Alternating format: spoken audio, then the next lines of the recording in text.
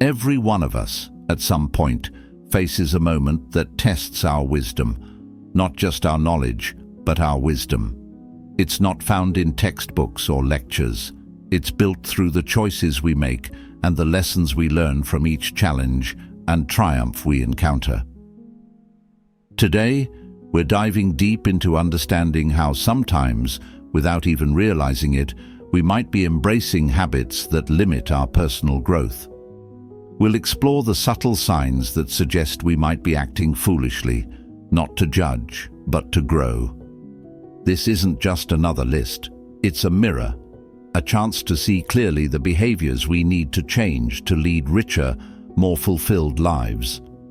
And as we delve into these insights, if you find value in what we're exploring together, consider this simple free favor. Hit the subscribe button. Stick with me throughout this whole video. Don't skip any part, because each sign we discuss could be the key that unlocks a new door in your journey towards wisdom.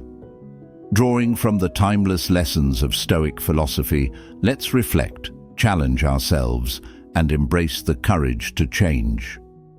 Let's get started. Sign 1. Resistance to change. Change is as inevitable as the sunrise, yet it's one of the hardest things for us to embrace. It disrupts what we know, pushes us out of our comfort zones, and challenges our preconceived notions about the way things should be. But here's a twist. Resisting change can actually hold us back from experiencing some of life's greatest opportunities and lessons. When we dig in our heels and insist on maintaining the status quo, we might miss out on chances to grow, to innovate, and to improve our lives in meaningful ways. Consider this. Life is like a river, constantly flowing and ever-changing. Stoic philosophy teaches us that just as the river does not resist its course, neither should we resist the natural flow of life's changes. The Stoics believed in embracing whatever life throws at us with a calm acceptance, knowing that while we cannot control everything that happens, we can control how we respond. Resistance to change is akin to trying to dam that river with our bare hands. It's not only futile, it can lead to greater frustration and suffering. Now let's get personal for a moment. Think about a time when you resisted a change because it was uncomfortable or because it challenged a belief you held dear. Maybe it was a move to a new city, a switch in careers, or even adopting a new routine. Initially, these changes might have felt unnecessary or daunting, but reflect on the outcomes. Did your resistance make the process easier or harder? Often we find that once we embrace the change, we open ourselves up to new perspectives and possibilities. We learn, we adapt, and sometimes we even flourish in ways we never anticipated. However, it's important to recognize why we resist change. It's not just about a fear of the unknown. It's also about a fear of losing what we have, whether that's comfort, familiarity, or control. This fear can make us rigid, limiting our potential. But Stoicism offers a powerful counterpoint. It teaches us that true freedom and strength come from within, from our ability to adapt and accept, rather than from clinging to external certainties. Embracing change doesn't mean being passive or giving up our desires and ambitions. Rather, it means actively engaging with life's changes, making conscious choices about how to respond, and finding ways to align these changes with our values and goals. It's about being proactive rather than reactive, making decisions based on wisdom and foresight rather than fear or habit. Let's apply this to a practical scenario, perhaps in your workplace. The introduction of new technologies or processes can be met with resistance, often because they disrupt well-established routines. However, adapting to these changes isn't just about keeping up with industry standards. It's about personal and professional growth. By learning new systems or embracing new strategies, you're not just helping your company evolve, you're also developing skills that enhance your own employability and effectiveness. So, the next time you're faced with a change, big or small, take a moment to pause and reflect. Ask yourself, what is this resistance telling me? Is it coming from a place of fear or from a genuine concern? How can I align this change with my personal growth and values? By asking these questions, you are not merely surviving the flow of life's river.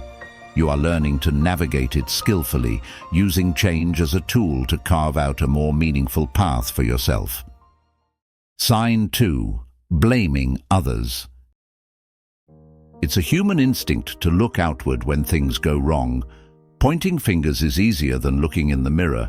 It spares us from the discomfort of admitting our own flaws or mistakes. However, the habit of blaming others is like a leak in the foundation of our personal growth.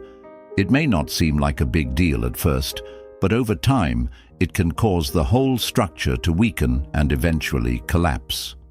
Blaming others for our setbacks, failures, or unhappiness is a defense mechanism. It protects our ego from the pain of failure and the fear of inadequacy. But every time we shift responsibility onto someone else, we lose a little bit of our power to shape our destiny. Stoicism teaches us the value of focusing on what we can control and letting go of what we cannot. One thing we always have control over is our response to life's challenges. By accepting responsibility for our actions and reactions, we retain our power and agency. Now let's think about what happens when we blame others. It might bring a temporary sense of relief, but it also builds barriers between us and those around us. It can damage relationships, reduce trust, and create a toxic environment, whether at home, at work, or among friends. More importantly, when we blame others, we deny ourselves the opportunity to learn from the experience. Every challenge, every misstep is a chance to learn something valuable, if only we're willing to see it that way. Stoic philosophy isn't about suppressing emotions or ignoring the faults of others. It's about recognizing that the only thing truly within our control is ourselves, our actions, our reactions, our decisions. Marcus Aurelius, a Stoic philosopher and Roman emperor, often wrote about the importance of turning obstacles into opportunities. He believed that the obstacle in the path becomes the path. When we stop blaming others and start examining our own role in our experiences, we turn these obstacles into stepping stones towards personal enlightenment and resilience. Imagine you're working on a project that fails to meet its goals. The easy route? Blame the team, the resources, the timing. But what if, instead, you asked yourself, what could I have done differently? Did I communicate effectively? Was I prepared to lead? This kind of introspection requires courage and humility, but it is the only way to truly grow. By taking responsibility, you might discover that improving your communication could increase team alignment, or that additional preparation could enhance your leadership in future projects. Moreover, accepting responsibility enriches our character and deepens our understanding of life. It teaches us compassion and empathy, as we begin to see that just as we are not perfect, neither are others. We all make mistakes, and we all have room to improve. This realization can transform the way we interact with others, leading to more meaningful and supportive relationships. So the next time you find yourself starting to point a finger, take a moment to pause and reflect. Consider what part you played in the situation and what you could do differently next time. Ask yourself what this experience teaches you about yourself, your values, and how you can grow from it. Remember, in Stoicism, the goal is not to be faultless, but to be constantly evolving, learning from every situation and applying those lessons to become a better version of yourself. Sign 3. Talking over listening. Ever been in a conversation where it feels like your words just bounce off the other person as they impatiently wait for their turn to speak? It's like they're not really there with you, just passing time until they can take the stage again. This common scenario illustrates a prevalent issue in many interactions: the preference for talking over listening. This isn't just about social etiquette. It's a deeper reflection of how we value or undervalue others' perspectives. True communication is a two-way street, involving an exchange where both parties feel heard and valued. When someone consistently talks over others, it not only hinders this exchange, but also blocks the growth and connection that come from genuinely listening. Stoic philosophy, with its emphasis on wisdom and virtue, regards the act of listening as a crucial component of learning and relationship building. For Stoics like Epictetus, it was clear that we have 2 ears and 1 mouth, so that we might listen twice as much as we speak. This wasn't just a call for balance in conversation, but a fundamental principle for understanding the world and our place in it. Listening is far more than a passive activity. It's an active engagement that requires patience, openness, and a genuine curiosity about others' thoughts and feelings. When we truly listen, we give ourselves the opportunity to learn something new about the world or about another person's experiences and viewpoints. This not only enriches our understanding, but also strengthens our relationships. It signals to others that we value them and that their thoughts and feelings matter to us, fostering a deeper mutual respect.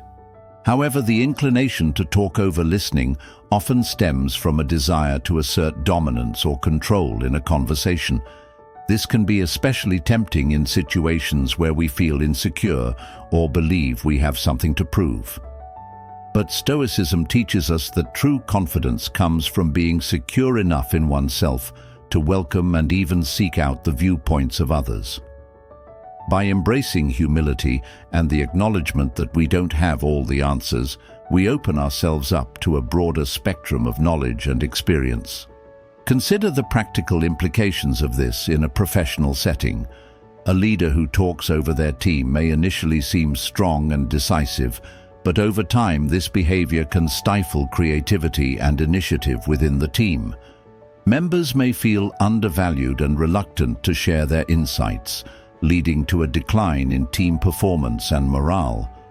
On the other hand, a leader who listens well is likely to foster an environment where ideas flourish and people feel personally invested in the outcomes of their collective efforts. So, how can we practice better listening? It starts with intention. Before entering a conversation, remind yourself of the value of what the other person has to say. Make a conscious effort to understand not just the words, but the emotions and experiences behind them. Ask questions, reflect back what you hear, and resist the urge to plan your next statement while the other person is speaking.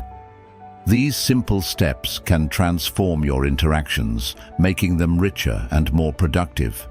Stoicism doesn't just call us to listen, it invites us to embrace silence as a form of wisdom. In silence, we are not absent, we are deeply present. We are giving the floor to the world around us, acknowledging that we are part of a larger dialogue, one in which every voice has value. This kind of listening can lead to profound revelations, not just about those we communicate with, but also about ourselves. Sign 4. Lack of empathy. Empathy is the quiet superhero of human interactions, the bridge that connects disparate experiences and forges understanding across divides. Yet, when it's missing, the gap it leaves can be profound, affecting every interaction we have. Lack of empathy isn't just about not understanding or sharing the feelings of others. It's a deficiency that can deeply impact our relationships, our workplaces, and our broader social environments. Stoicism, a philosophy grounded in virtue and logic, places a high value on developing empathy. The Stoics believed that to live a good life, one must understand the nature of human experiences, not just one's own, but also those of others. They saw empathy as a form of wisdom, a way to reach deeper truths about the human condition.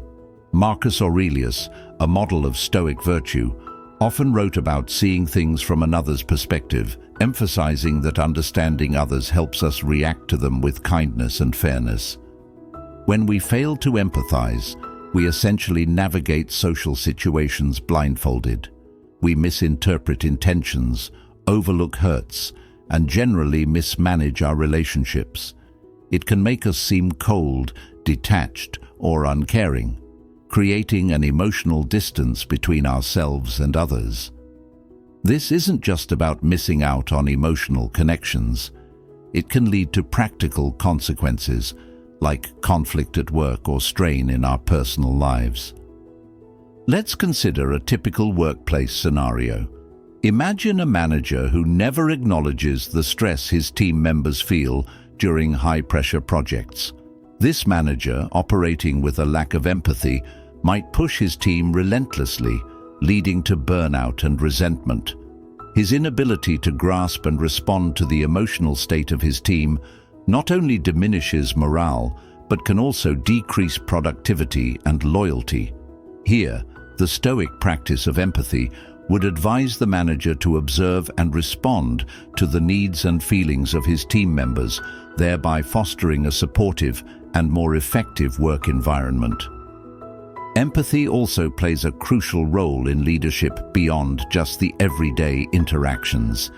It allows leaders to understand the motivations of others, predict reactions, and plan accordingly. It's not just about being nice, it's about being effective and respected. Leaders who show genuine empathy are often more admired and more likely to inspire loyalty and engagement from their followers. But how do we cultivate empathy if it doesn't come naturally? Stoicism teaches us to practice seeing the world through others' eyes. This can be as simple as asking ourselves, how might this person be feeling right now? Or, what might be causing them to act this way?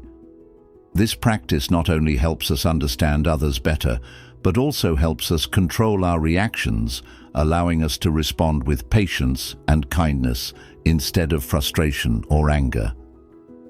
Another Stoic practice involves reflecting on our own experiences and recognizing that just as we have felt pain, joy, or disappointment, so have others. This reflection helps us connect our feelings with those of others, making it easier to empathize. And when we recognize that others feel as we do, it becomes harder to dismiss or ignore their experiences. It's also important to listen actively, giving our full attention to what others are saying without planning our response or judgment. Listening in this way can be transformative, turning ordinary conversations into moments of real connection and understanding. Sign 5. Fear of failure. Navigating the murky waters of fear and failure is something we all face, but it's how we handle these moments that defines our path forward. Fear of failure is a powerful force, capable of stopping us in our tracks, urging us to play it safe or not to play at all. But let's unpack this a bit, because within this fear lies a paradox. While trying to protect ourselves from failure, we might also be barricading the door against potential success and growth. Stoic philosophy offers a compelling perspective on this. The Stoics taught that it's not events themselves that disturb us, but our interpretation of these events. Fear of failure, then, isn't about the actual failing. It's about how we view failure. If we see it as a catastrophe, that's exactly what it will feel like. But if we view it as a learning opportunity, it becomes a step towards wisdom. The Stoic approach encourages us to examine our thoughts and fears critically, asking ourselves what we truly fear about failing and whether those fears are justified by reality. Imagine for a moment the last time you hesitated to try something new or challenging. Was it because you were afraid of failing? Now think about what would have happened if you had failed. Would it have been as bad as you feared? Often we realize that our fears are exaggerated, and that even in failure, the consequences are manageable. More importantly, the act of confronting our fears can be incredibly empowering. Consider the entrepreneur who is afraid to start a new venture, or the writer too scared to submit their manuscript. Their fear of failure might prevent them from ever taking the first step.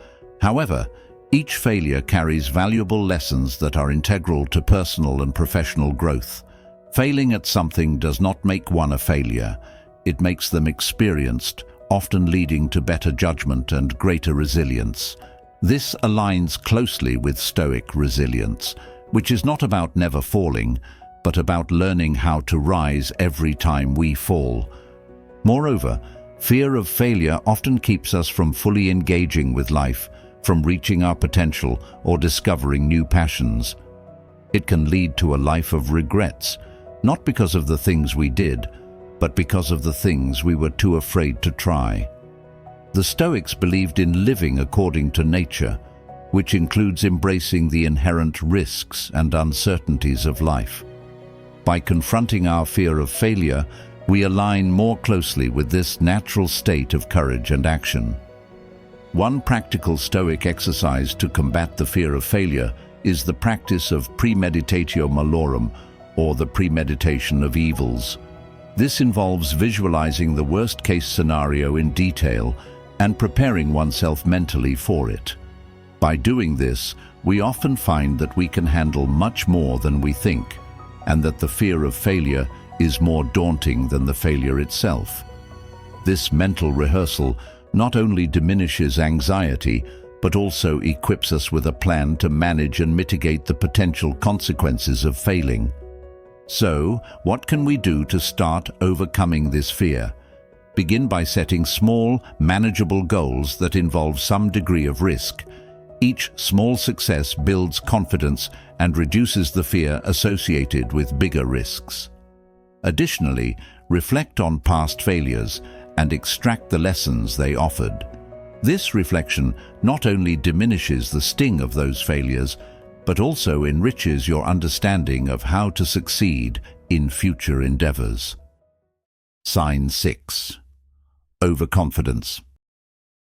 Sometimes we meet individuals who seem unshakable in their beliefs about their own capabilities. This self-assurance is not just confidence, but something that steps beyond. It's overconfidence. While it's crucial to believe in oneself, tipping too far into overconfidence can blind us to our own limitations and areas for growth. It's like walking through a familiar neighborhood, so focused on your destination that you miss the warning signs of a sidewalk under repair until you stumble. The Stoics, with their focus on wisdom and virtue, teach us that true confidence is not about never doubting oneself, but about continuously questioning and testing our beliefs and abilities. They believed in a concept called the dichotomy of control, which helps us understand what is and isn't within our power. Overconfidence often misleads us into thinking that more is within our control than truly is, setting us up for unexpected failures. When we talk about overconfidence, we're not just referring to an annoying trait in a colleague or friend. It's a significant psychological barrier that can lead to poor decision-making, failed projects, and strained relationships. For example, in the workplace, an overconfident leader might take on too much, ignore valuable advice, or underestimate the complexity of a task, risking the success of a team or an entire project. On a personal level, overconfidence can prevent someone from seeking or accepting help, leading to isolation and even more significant mistakes.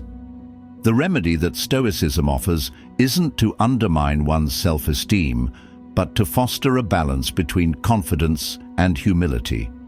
Marcus Aurelius, the Stoic emperor, often wrote about the importance of listening to others and reflecting on one's own faults. He saw overconfidence as a form of hubris that not only alienates others, but also separates us from reality. To combat overconfidence, he advocated for a practice of self-reflection and constant learning, keeping in mind that no matter how much we know, there is always more to learn. To cultivate a healthy level of self-awareness and avoid the pitfalls of overconfidence, start by embracing feedback. It's easy to feel defensive when someone critiques our work or points out a fault, but every piece of feedback is a gift that offers insights into how we can improve.